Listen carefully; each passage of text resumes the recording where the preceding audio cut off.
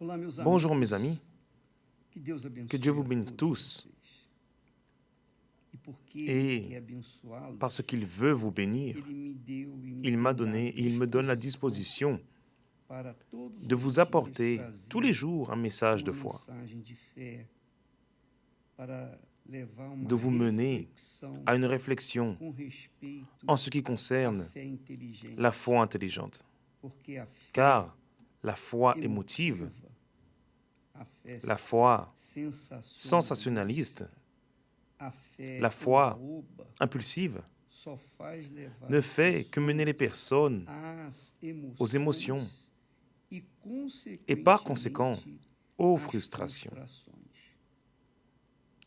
Alors de nombreuses personnes, malheureusement, occupent ou s'assoient sur un siège de l'Église pendant de nombreuses années, mais le Dieu en qui elles croient, qui est, on suppose, le Dieu de la Bible, en réalité, ne se matérialise pas dans leur vie. Pourquoi? Parce que, normalement, derrière les pupitres de ce monde, le message qui est apporté aux personnes est un message rempli d'émotions. Il est parlé de l'amour de Dieu, n'est-ce pas? Dieu est amour. Il est dit que Jésus vous aime. N'est-ce pas ainsi? Ne voyez-vous pas cela écrit? Vous entendez beaucoup. Ah, ma grâce te suffit. Comme si la grâce de Dieu, la miséricorde de Dieu, tolérait les péchés, qu'elle ne se souciait pas du tout des péchés que l'humanité commet contre le Seigneur Jésus. Alors, cela mène à une église faible, une église débilitée. Et cette pandémie qui est arrivée est justement en train de balayer ce peuple, car ce peuple qui vit une foi sentimentale ne sait pas quoi faire au moment de la pandémie et reste même dans le doute de si Dieu existe réellement. Mais ce que j'aimerais que vous sachiez, que vous ayez conscience, c'est que réellement, Dieu est amour. Mais cela ne signifie pas qu'il va tolérer le péché avec amour, avec patience, avec tolérance. Non, Dieu est amour, mais il est le péché. Dieu est le péché.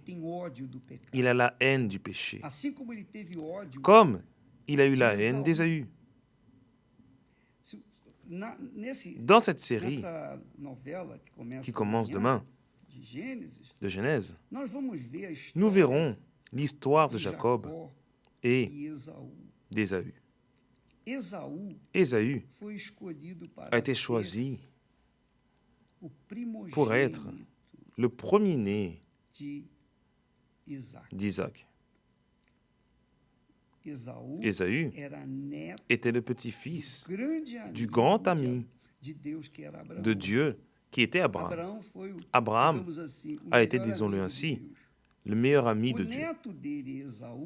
Son petit-fils, Ésaü, a été appelé, choisi pour être le premier-né. Qu'est-ce que signifie le fait d'être le premier-né? Qu'est-ce que cela signifiait à cette époque? En ces temps-là, le fait d'être le premier-né. Le premier-né allait remplacer son père dans la direction et conduction de sa famille, de son clan. Le père était le sacrificateur de la famille. Alors, l'élément, la personne choisie, qui naîtrait pour être premier-né, allait occuper la place de son père, ici sur terre, autrement dit, parmi les membres de sa famille. Dieu a fait d'Abraham son premier-né. Lorsqu'il l'a béni, Dieu a béni Abraham et lui a délégué son autorité de telle manière qu'il lui a dit, « Tu seras une source de bénédiction. » Seul celui qui est véritablement de Dieu peut être une source de bénédiction. Tu seras une source de bénédiction. Je bénirai ceux qui te béniront, Abraham, et je maudirai ceux qui te maudiront. Voyez seulement. Autrement dit, vous pouvez comprendre que Dieu bénit, mais qu'il maudit aussi. Je bénirai ceux qui te béniront, et je maudirai ceux qui te maudiront. Abraham, autrement dit, Abraham avait l'autorité de Dieu ici sur la terre. Lorsque son fils Isaac est né, dès qu'Abraham est mort, Isaac a assumé cette autorité divine, disons-le au passage. Son fils, Ésaü, à son tour, allait devenir son premier-né, son substitut, le chef du clan, le père, l'autorité maximale de la famille. Mais que s'est-il passé? Il s'est passé qu'Ésaü n'a pas écouté ou n'a pas eu, comment dire, il n'a pas eu de considération pour ce droit, cette autorité que Dieu lui avait donnée. Dieu lui avait donné, car il est né pour être le premier-né. Alors, lorsqu'il a dédaigné, lorsqu'il a méprisé ce droit de naissance et qu'il l'a échangé pour un plat de lentilles, je vois, moi personnellement, dans mon optique spirituelle, je vois Ésaü de la même manière que je vois cette humanité actuelle. Comme elle l'a été à l'époque de Noé. Dieu a choisi Noé et sa famille. Et que s'est-il passé avec toute l'humanité à cette époque? Elle a été engloutie par le déluge. Autrement dit, on ne peut pas jouer avec Dieu. On ne peut pas considérer l'amour de Dieu comme une chose ainsi sensible et formidable en pensant que Dieu tolère le péché. Non, il a fini avec l'humanité. Il n'a laissé que Noé et sa famille. Or, dans le cas d'Isaac, il pensait que son fils Ésaü serait assurément son substitut, son premier-né. Mais Ésaü, de sa propre volonté, a laissé cette bénédiction. Il a préféré se confier dans sa force, dans sa virilité, dans son pouvoir de chasseur, de soldat, etc.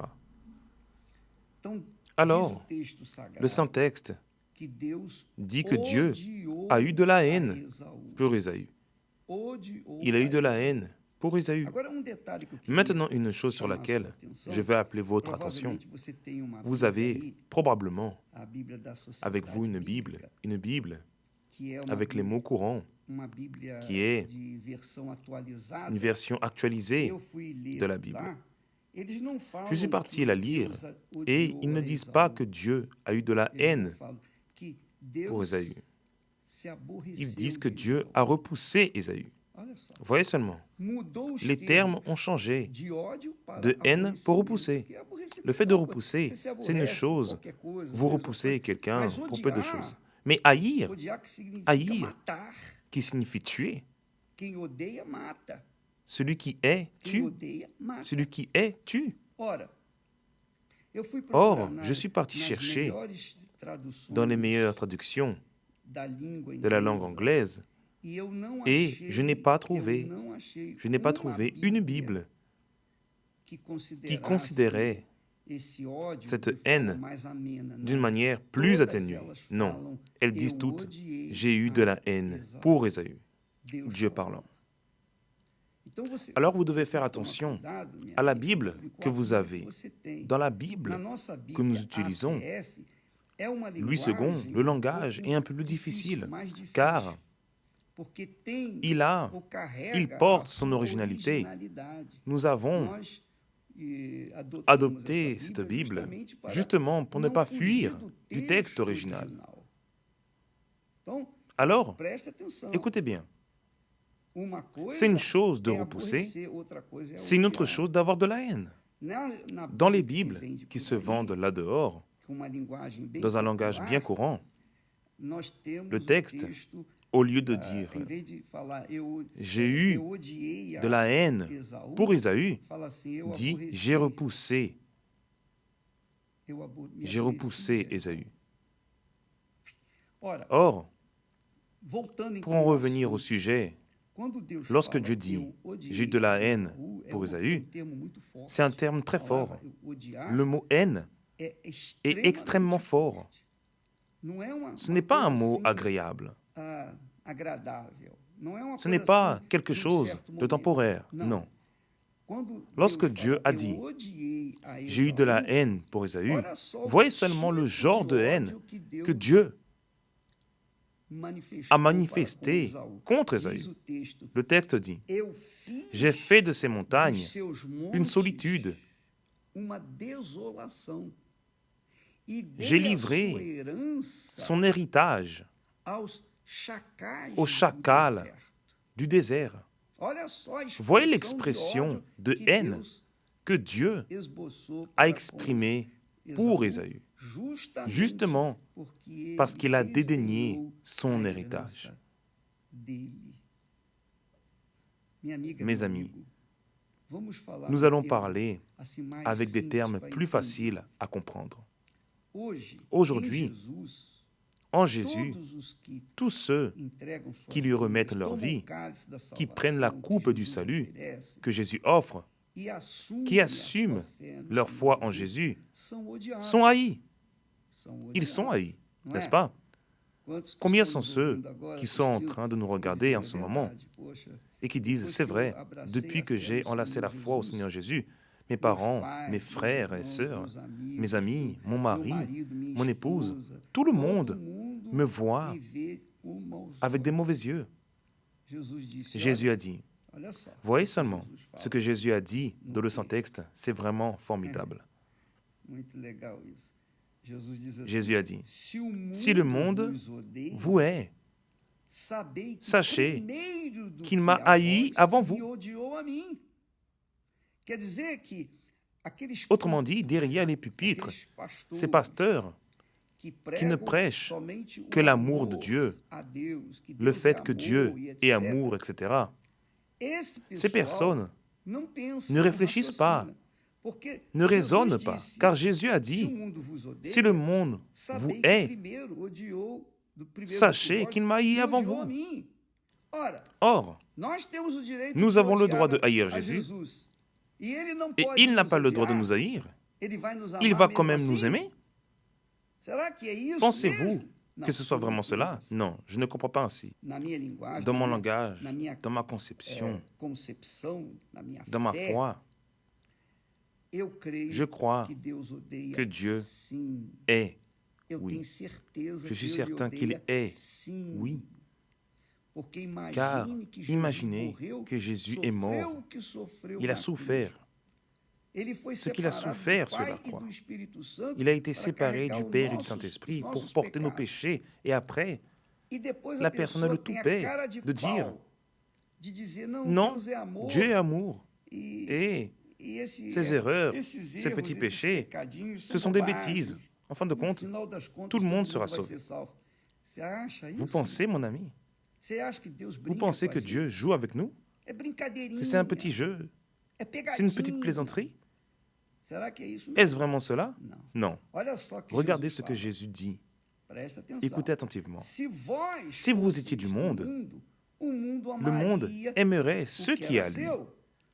Mais parce que vous n'êtes pas du monde, est que je vous ai choisi du milieu du monde. À cause de cela, le monde vous hait. Celui qui me hait est aussi mon Père.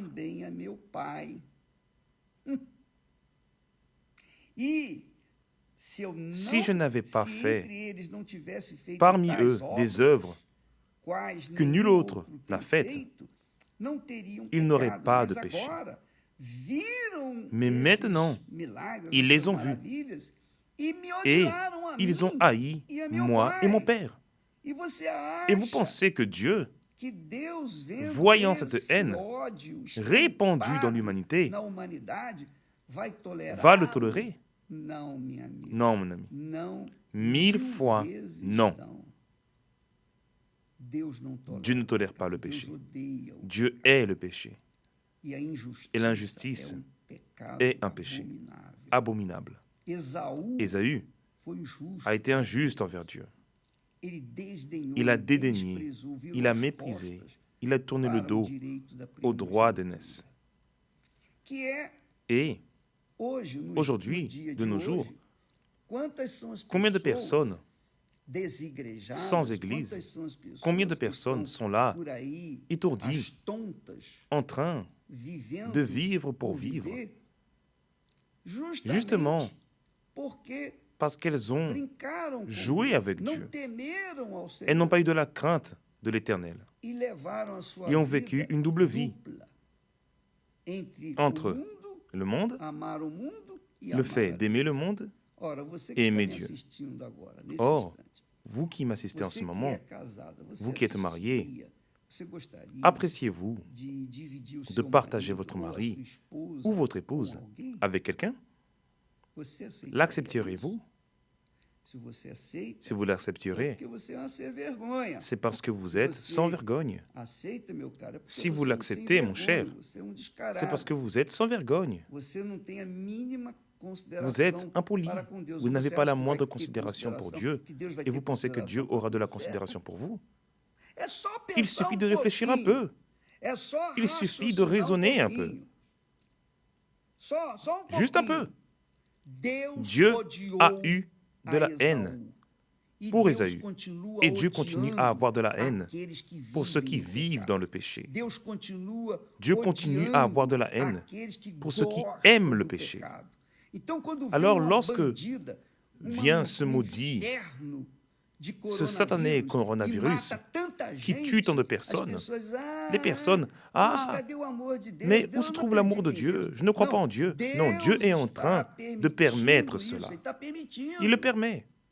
Je ne crois pas que Dieu ait envoyé le coronavirus, mais il nous a déjà prévenus qu'à la fin des temps, des tremblements de terre, des rats de marée, des tsunamis, des maladies, des pestes et toutes sortes d'infirmités et toutes sortes de disgrâces viendraient sur la face de la terre. Je lisais cette semaine, seulement en Asie, il y a eu 38 tremblements de terre en un seul jour. 38 tremblements de terre en un seul jour. Pourquoi pensez-vous que c'est en train d'arriver? Pourquoi pensez-vous que le monde est sans dessus-dessous? La terre a été maudite à cause du péché de l'homme. Jésus a dû venir au monde à cause du péché d'Adam et Ève. Jésus a dû donner sa vie. Et vous croyez, vous pensez que parce que Jésus a donné sa vie, vous pouvez continuer à vivre dans le péché? Vous pensez que Dieu va accepter cela? Non, mon ami. Dieu est justice. Aucunement. Je ne suis pas ici pour vous apporter une conscience de la haine de Dieu, non. J'appelle l'attention de tous ceux qui vivent dans le péché, car Dieu n'est pas un jeu. Vous vérifiez là, en Ésaïe, que Dieu parle du Saint-Esprit, qui est l'esprit de la crainte de l'Éternel. L'esprit de la crainte. Par exemple, vous voulez vivre vous voulez avoir le Saint-Esprit, vous voulez vivre à l'ombre du Très-Haut, n'est-ce pas? Pour avoir l'ombre du Très-Haut, vous devez vivre avec lui. Comment pouvez-vous vivre avec lui à l'ombre du Très-Haut et dans le péché, vivant dans le péché, marchant avec le diable? Ce n'est pas possible. Vous citez le psaume 91, celui qui demeure sous l'abri du Très-Haut repose à l'ombre du Tout-Puissant. Mais ce n'est pas ce que nous voyons dans ce monde. Qui se trouve à l'ombre du Tout-Puissant en train de se reposer? Autrement dit, qui vit en paix? Seuls ceux qui ont réellement assumé la foi au Seigneur Jésus et qui craignent Dieu. Ces derniers, oui, car ils marchent avec Dieu. Alors, l'ombre de Dieu les fait vivre en paix. Elle les fait vivre en sécurité. Que 1000 tombent à mon côté et 10 000 à ma droite, je ne serai pas atteint. C'est un fait. Mais pourquoi beaucoup de personnes qui confessent une foi en Jésus tombent et se frustrent parce qu'ils entendent seulement parler de l'amour de Dieu. Et l'amour de Dieu n'a rien à voir avec cet amour lâche qui existe dans ce monde. Non, l'amour de Dieu implique un compromis. Il implique une parole engagée et honorée. Il implique la loyauté. Il implique la fidélité. Il implique le sérieux. Il implique la crainte. Il implique le don de la vie. Il implique le sacrifice de la propre vie. Eh oui, mon ami. Lorsque Jésus a dit, si quelqu'un veut venir après moi, qu'il renonce à lui-même, qu'il se charge de sa croix et qu'il me suive. Le premier sacrifice, c'est renoncer à soi-même. Mais le monde ne veut pas renoncer à lui-même pour se remettre à Jésus. Alors, du pupitre, il parle de l'amour de Dieu. Dieu vous aime, mes amis. Soyons honnêtes. Ces personnes, ce monde joue avec la foi, joue avec l'Église. Si les personnes aiment notre discours, si elles l'aiment, amen. Si elles ne l'aiment pas, patience. Je suis ici pour aider ceux qui sont intéressés, ceux qui ont faim et soif de justice. Ceux qui n'ont pas faim et soif de justice, je ne m'en soucie pas. Je suis ici pour sauver ceux qui disent, s'il vous plaît, évêque, aidez-moi. C'est pour cela que je suis ici, quotidiennement, essayant de passer à ces derniers qui ont faim et soif de justice, qui sont sincères. Peut-être que vous vivez dans le péché, mais vous vivez dans le péché car vous ne connaissez pas la justice, la sainteté. Vous ne connaissez pas la vérité. Alors, je suis ici pour parler de la vérité, qui même, si elle fait mal, elle sauve, elle affranchit. Vous connaîtrez la vérité, et la vérité vous affranchira. Alors, ne comptez pas, mes amis, sur le fait que Dieu est amour. Alors, au final, il va me sauver. Non, ce n'est pas ainsi, non. Ce n'est pas ainsi, non. Dieu a eu de la haine pour Ésaü. Jésus a dit, ils ont haï moi et mon Père. Ils ont haï moi et mon Père. Pensez-vous que le Père aime tout le monde? Jean, l'apôtre Jean, a dit, si quelqu'un aime le monde, l'amour du Père n'est point en lui. Alors cela ne sert à rien pour la personne de penser à l'amour de Dieu, à la compassion de Dieu et de vivre dans le péché. Et penser qu'au final, Dieu sauvera tout le monde. Car ce n'est pas le cas. La majorité va en enfer. Et c'est pourquoi Dieu attend. Il a de la patience. Il a de la patience.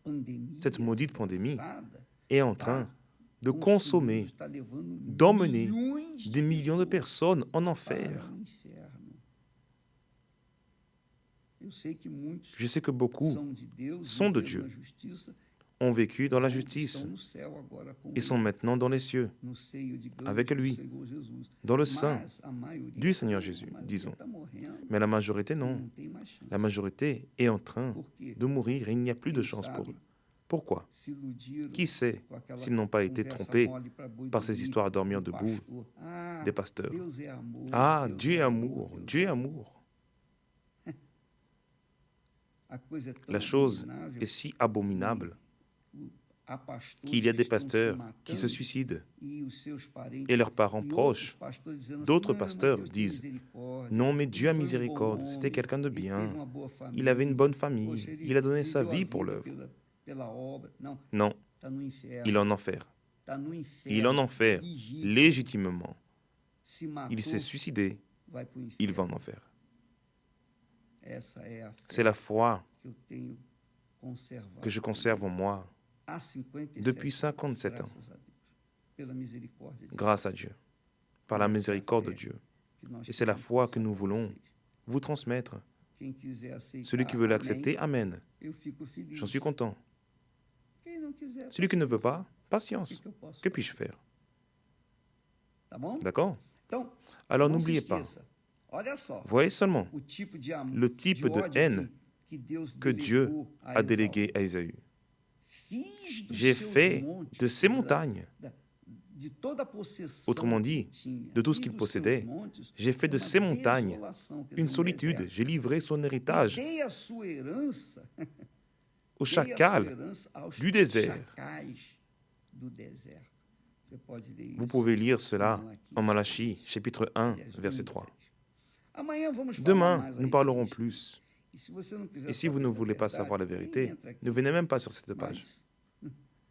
Mais si vous êtes intéressé à connaître le Dieu redoutable, le Dieu que nous devons craindre, car le Saint-Esprit, lorsque nous avons le Saint-Esprit, nous avons de la crainte dans le cœur. Nous ne jouons pas avec Dieu. Nous ne prononçons pas le nom de Dieu de manière aléatoire ou pour plaisanter. Nous craignons Dieu. D'accord, mon ami? Que Dieu vous bénisse au nom du Seigneur Jésus. Amen.